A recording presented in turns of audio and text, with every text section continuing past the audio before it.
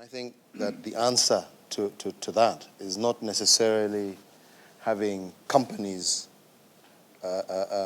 try and develop their own source of energy, because ultimately what are we trying to do? We as a continent also need to be globally competitive. You're not going to be globally competitive if every single industry is going to be starting up and setting up its own power plant. We need to deal with the question of outages. And we're not going to deal with the question of outages without investing heavily in the main infrastructure.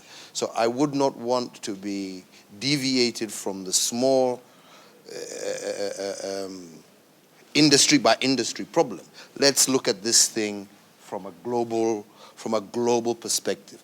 Let's fix the outages by fixing our transmissions, by getting adequate generation from whatever resource. And, he's talked about Zambia as having problems that they never had before. What does this tell us? It also tells us that as individual countries, there are going to be times of surplus, maybe, but there will also be times of deficit. And I think this should be a major driver towards pushing us to integrate our grids so that we can trade, our respective surpluses to those who may have deficits. I think that's the way I would prefer to look at it, as opposed to dealing with the short-term problem of outage.